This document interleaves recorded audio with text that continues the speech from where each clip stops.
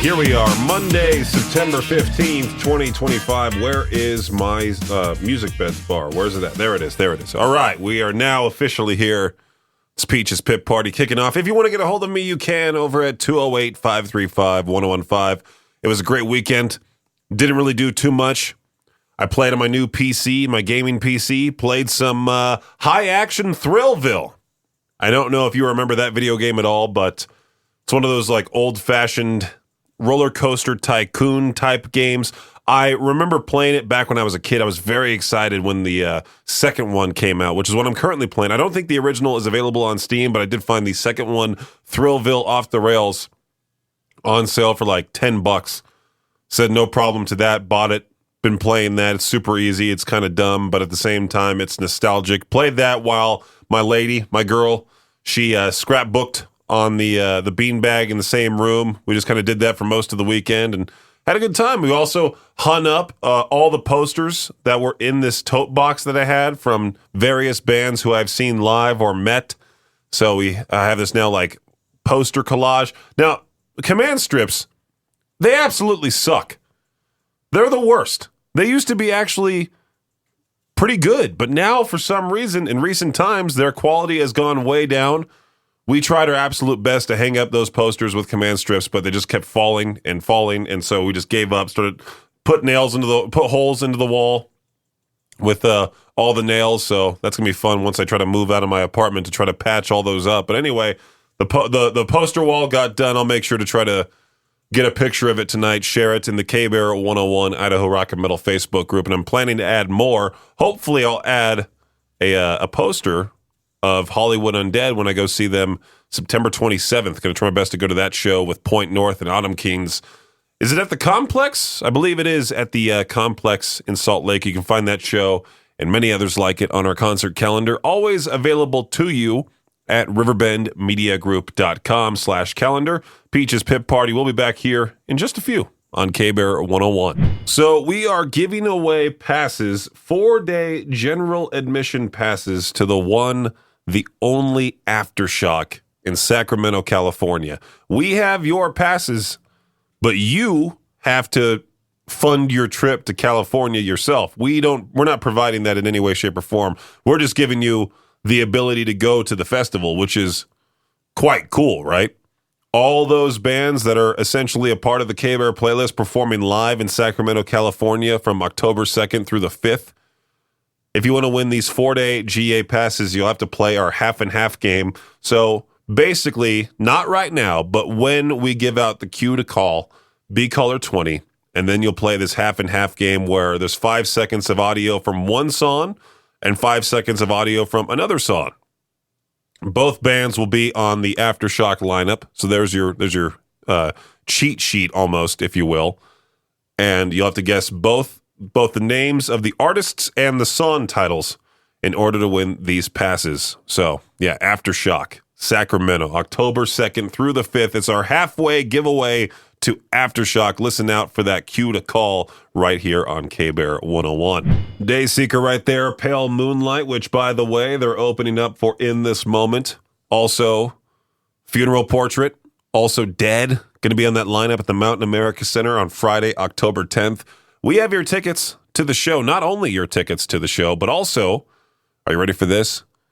A VIP, ultimate VIP upgrade to where you can meet Maria Brink and then walk with her on stage prior to their set. Yeah, it's the whole VIP experience that one lucky listener will get out of all of our ticket winners that we'll be getting this week. Listen out, by the way, for those back-to-back tracks from any one of those 4 bands that I just mentioned In This Moment, Dayseeker, The Funeral Portrait, and Dead.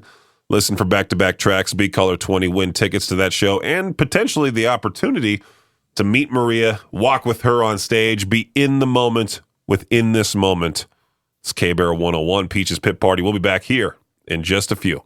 Holiday travel sucks because you always see the same articles every year about more and more people are trying their absolute best to battle the crowds at airports and battle traffic to get to where they need to go. Every single year around this time, I get asked, hey, are you planning on going home for Christmas? The one year that I ended up going home for Christmas, my parents sort of hated me because, well, I unwrapped my presents on Christmas morning, and then sure enough, I just had to leave all my presents there because then they had to ship them to my apartment, so I didn't really get them till like 2 weeks after I opened them. So it's not necessarily the best idea for me to go spend Christmas at my parents' place. Usually every year, they ship me my presents. They ship me my presents, and I open them up via FaceTime, Zoom, whichever one. I'm thinking maybe one year. I don't really want to do this. I feel like the once was enough. When I drove from Seal Beach, California to Idaho Falls when I first moved out here, and that drive was about 13 hours. There's no way I want to do that again. I really hate the drive to Salt Lake City and Boise, let alone trying to drive a whole full day nonstop. I mean, there's some brief stops in between, but still. 13 hours is a long time, and I remember finally pulling up to Idaho Falls when I first moved out here, and I was shaking inside the Chili's just because we drove for that long. Ate at Chili's that day. The reason why I'm talking about this is because I was seeing here about this whole Google Flights number cruncher article thing where they're talking about the numbers for 2025 and pinpointed the sweet spot for scoring cheap tickets for flying home for the holidays, like for Thanksgiving. The magic window is between 24 and 59 days before you fly, with the absolute lowest prices showing up 35 days out. So you should try to book the flight on October 23rd is what it says here. For Christmas, Google says the best deals usually pop up 32 to 73 days before departure, with the cheapest fares around 51 days. So if you're flying out Saturday, December 20th, your best bet is to book on Halloween. So there's that for you.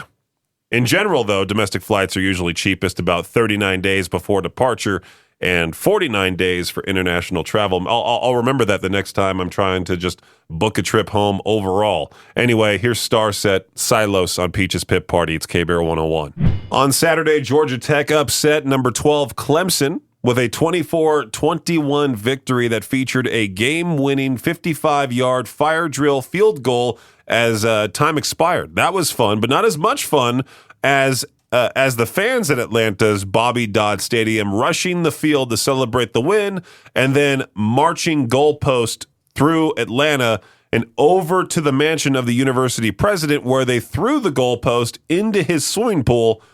You could tell the Georgia Tech fans to act like you've been there, but they're not listening. WrestleMania 43 is heading to Saudi Arabia in 2027, marking the first time the event will be held outside North America. The last time WrestleMania was outside of the U.S. was in Toronto for WrestleMania 18 back in 2002, which I have my own personal opinion. I don't know why I know why. It's because of the money, but they keep going to Saudi Arabia and they continue to produce some of the worst events ever. Like, it's so stupid. They're just, the WWE executives are just doing it for the money. Meanwhile, everyone, including the wrestlers, hate Saudi Arabia or wrestling in Saudi Arabia and just everything that goes on over there. They'd much rather, do it here in the U.S. or maybe like a place like Toronto. Back in March of 2024, former Jacksonville Jaguars employee Amit Patel was sentenced to prison for stealing nearly $20 million from the team and funneling it into his FanDuel account. In an effort to resolve the issue completely, FanDuel has agreed to pay back the Jacksonville Jaguars $5 million. The NFL reportedly nudged both sides to find some middle ground, with one source saying FanDuel was motivated to pay the Jaguars in the interest of being a good partner with the league. Everything is back to normal for everyone except Patel, who's now serving his 6.5-year prison sentence and is in the middle of his own lawsuit against FanDuel, claiming they exploited his gambling addiction and ignored red flags. Anyway, that does it for your Shot Clock Sports Update right here on K-Bear 101. Peach's Pit Party on K-Bear 101. So me and the lady and two of her friends went and saw The Conjuring, not last weekend, but the weekend before, I think. It was pretty recently. We saw the latest Conjuring 4, Last Rites.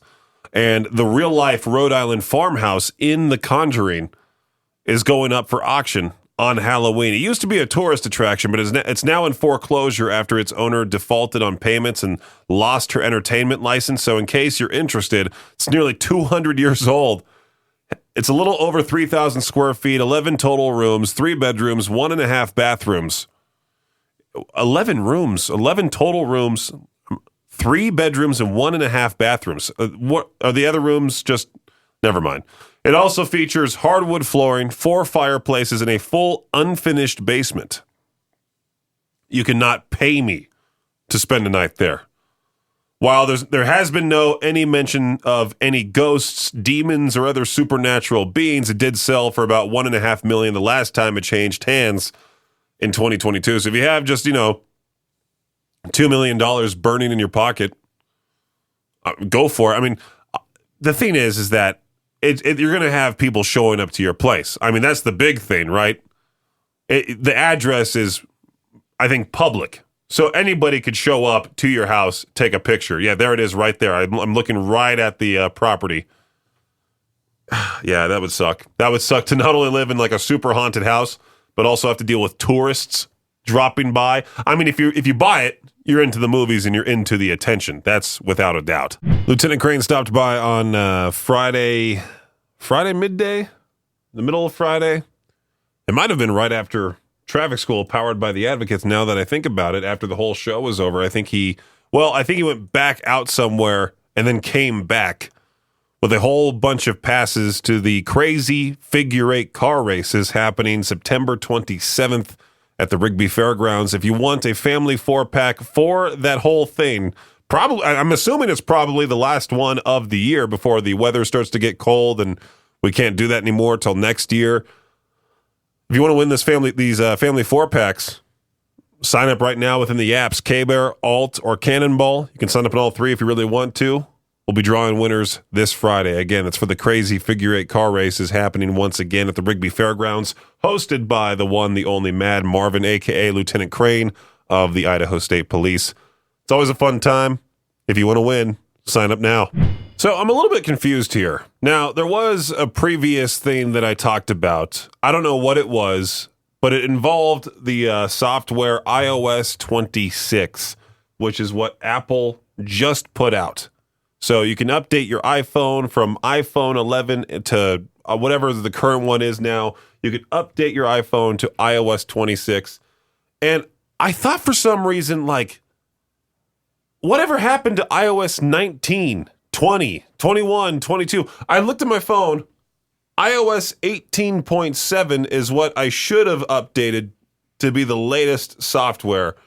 But then it says, oh, you can also upgrade to iOS 26. Like, what happened to the rest? Was there no... Why? Let me Google search this real quick. Why did Apple jump from...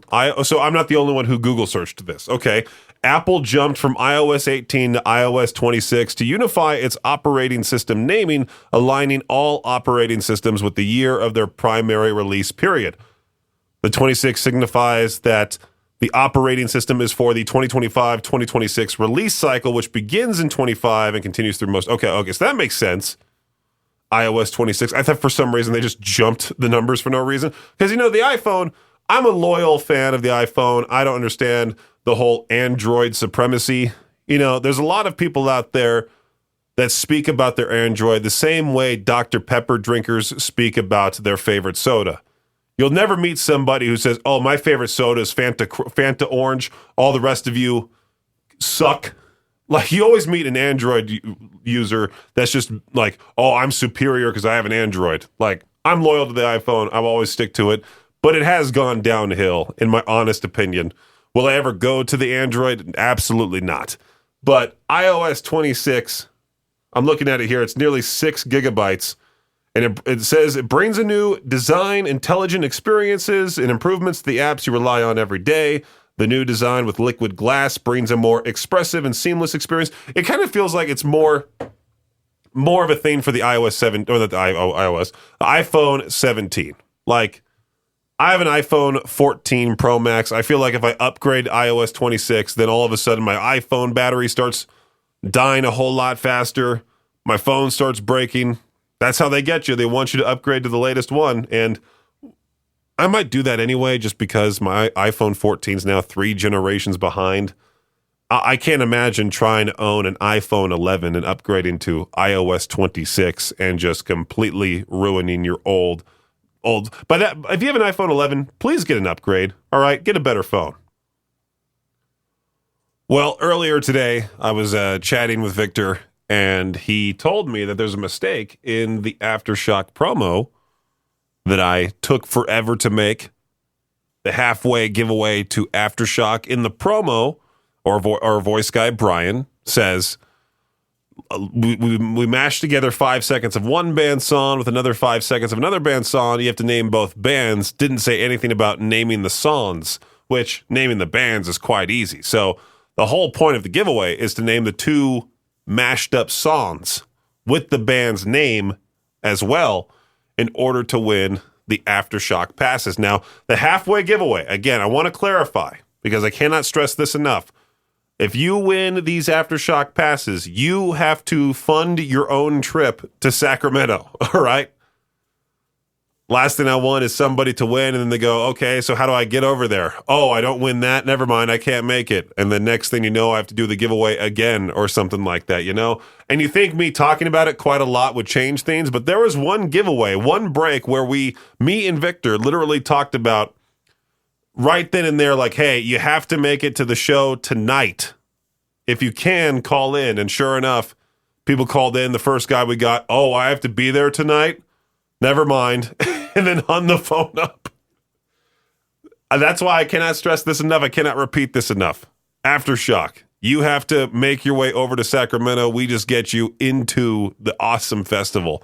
And I was looking at the lineup. The lineup is insane. Basically, every band that you've potentially ever wanted to see is going to be at Aftershock, October 2nd through the 5th. I mean, you got the big ones like Blink-182, Deftones, Korn, Bring Me the Horizon, Good Charlotte, A Perfect Circle, Bad Omens, Rob Zombie, Acid Bath, Dream Theater. The list goes on. Then you see the openers as well, like Black Veil Brides, Mudvayne, In This Moment, Dayseeker. It keeps on going and going and going. And we want you to go there. We want people to experience this festival and just say, hey, I've seen all those bands live. It was awesome. So the halfway giveaway to Aftershock, we'll play that game sometime. Well, we'll play it a couple times this week. Just got to listen out for that cue to call for the half and half game. Get those songs correct and win your way in to Aftershock. Let's go with some Jerry Cantrell now. I Want Blood on K-Bear 101. Very excited for yet another show. It's been a minute. It's been a long while. What was the last show at the Mountain America Center? What was the last concert? I can't remember. Maybe it was Seether. Was it Seether? Yeah, it was Seether. That was an okay one. I'm excited for Chevelle Asking Alexandria Dead Poet Society coming up in actually 15 days. As a matter of fact, time has flown by. Summer has flown by. I'm very excited for that concert. And then shortly after that, like how many days after the 30th is September 10th? Wow, that's actually pretty fast. So we'll get two shows pretty close to one another. First, Chevelle Asking Alexandria Dead Poet Society. And then on October 10th, In This Moment, Dayseeker, The Funeral Portrait, and Dead at the Mountain America Center. And if you want tickets to that show, we got them. Listen for back-to-back tracks. Did that a couple times this afternoon show today. Victor will do one tomorrow, I think. I think he'll play some back-to-back tracks. And every ticket winner for this giveaway is entered into that drawing for the ultimate VIP upgrade. A chance to meet Maria, talk with her, and then walk with her on stage prior to their set. It's a once-in-a-lifetime experience. Be in the moment within this moment with K-Bear 101. Make sure to listen for those back-to-back tracks and try your best to win. All right, this is a perfect to peach their own question. Maybe I'll ask this one tomorrow, even though I feel like I'll probably get the same answers, like Sleep Token, Ghost, etc. You know what I'm talking about? Like they're a band I could never get into. I just can't do it. And I'm seeing here an r/metal suggestions on Reddit. What's a band you could never get into, but you want to like? The replies for this thread will suggest songs to get you into them. And I was trying to think of what band would that be? Like, what band do I really wish I just really liked? And I immediately thought of, well, this is probably going to make some people mad, but I'm just going to say it. Gojira, for the longest time, I just didn't really care for. I thought it just sounded generic. It sounded okay. Amazonia got really annoying when we played that quite a lot, and it kept hearing that boing, boing, boing, boing. But then it changed somewhat when I saw them perform at the Olympics. Like, I just watched them on TV. I didn't see them actually there in Paris, but I did enjoy their live performance. And so I was kind of like, maybe I should listen to some of their stuff. But then I tried to, and I don't think I got too far. I think I was like, okay, yep, same old Gojira, you know? And I'm scrolling down this list here. And somebody said the Devin Townsend Project / Strapping Young Lad. I personally love Devin Townsend's solo work. Love his song Kingdom, which somebody did suggest to this person. What else is on this list? Anthrax. I don't really know why it's not The Voice, which is the usual turnoff for me with the bands I don't get into. Anthrax is okay to me. I did see Gojira on here. Perfect. I'm not the only one. Awesome. What else is there? Machine Head, not really into them all that much. Oh, yeah, okay, here's another one that Victor's really into, but I'm just like, Opeth. No thanks. You know? This will make a great to peach their own question. I'll mark this one down for tomorrow. What's a band you could never get into, but you want to like? All right, so authorities in Oregon say they've arrested a man who was secretly living in a crawl space beneath a condo complex where he wasn't even a resident. His name's Benjamin Bucker. He was arrested on burglary and drug possession charges. It all started when a witness spotted Bucure. I don't know how you say his last name. It's Bucur. Heading toward the back of one of the buildings. Moments later, they noticed the crawl space door was open. Light was coming from inside, and then the door mysteriously shut. So when deputies arrived, they found the door locked and damaged. The property owner confirmed no one should have been down there, though they had heard strange noises. I did find out myself that there's a crawl space below my apartment, and I jokingly wanted to go down there and just start tapping below my neighbor's floor just to drive her nuts. But then I realized my next door neighbor is the best next door neighbor you could ask for. I feel bad. She's this older woman, and she's real quiet, minds her own business. She decorates her front door with things like Happy Summer and things like that. And I think that's awesome. I love when people are into the whole festive thing. And she also, during the winter time, shovels the snow for the entire building. Yeah, herself, an older woman. She has to be at least like in her 60s. I'm going to say that because I don't want her to actually be, somehow she's listening right now and she's like, I'm actually 86 and he's thought I look 60. That type of thing. She's an awesome, awesome next door neighbor. Really. She's quiet, like I mentioned. And I can't believe she shovels the snow, and she usually does it when I'm busy heading to work too. So like I can't go help her. But shout out to her. If I had a worse next door neighbor, I would totally do something like go into the crawl space and mess with my neighbor. I immediately saw Orange County, California on this story and thought, maybe I know this person. I don't think I do. 62-year-old Laura Lee Urex. She pulled off a stunt by signing up her dog, Maya Jean Urex. You can tell she's a crazed dog lady because she gave her dog a middle name, Maya Jean Urex. She signed up her dog as a voter. Yeah, this California woman could be looking at 6 years in prison for allegedly registering her dog to vote and casting mail-in ballots in 2 elections. One of those ballots was actually counted in the 2021 Goober National. Is that really how you say that word, Goober National? I like that. Just the word goober's funny to me. Goober National recall election. The other in the 2022 primary was rejected. The Orange County District Attorney's Office says Urex is now facing 5 felony charges, including perjury and submitting false documents. It all came to light when she reportedly told election officials in 2024 that she had registered her dog to vote, which then triggered an investigation. Why would you say that out of all things? She also didn't do a very good job of keeping it secret. In fact, she even posted a photo of her dog on social media wearing an I voted sticker next to a ballot.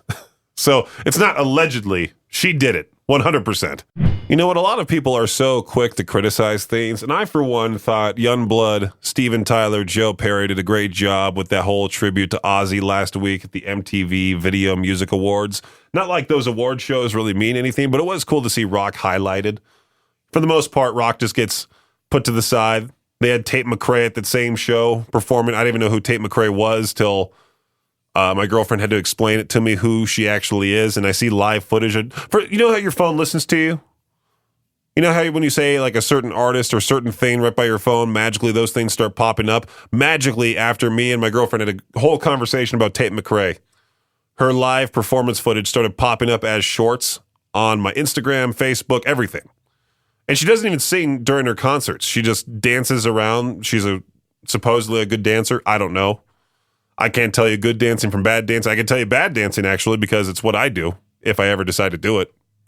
But I was laughing at this. The reason why I'm talking about this is because I looked at the radio prep here, and it says Tyler Perry and Yungblud studio collaboration. And I went, Tyler Perry, out of all people? Medea? That guy? But then it's helpful to have commas. Tyler, Perry, and Yungblud studio collaboration. What are they recording together? All three have posted on Instagram a snippet of themselves in the studio recording what they are calling My Only Angel. Yungblud also posted a video of him and Tyler embracing, with Tyler saying, "We got a secret." So a mix of the old and the new right there. Steven Tyler, Joe Perry, Yungblud working on a track together. You know, it's been kind of weird with collaborations as of late. Sabaton doing a collab with Johnny Hawkins of Nothing More. Typical Sabaton sound, but then Johnny out of nowhere with his signature vocals. It was pretty funny. Speaking of Sabaton, they just announced a tour. If you're into that sort of thing, if you're into them, Sabaton, Pop Evil, believe one other band on that lineup. It's on our concert calendar. They're going to be in Salt Lake at the Union on February 24th. So if you want to plan for next year, it's on our concert calendar, riverbendmediagroup.com/calendar. Thanks for listening to Peach's Pit Party, the podcast. If you enjoyed the show, please share, subscribe, and rate the podcast. Peach's Pit Party is hosted by me, Peaches, a.k.a. Brenden Peach, and is a production of Riverbend Media Group. For more information or to contact the show, visit riverbendmediagroup.com. Until next time, Peach out.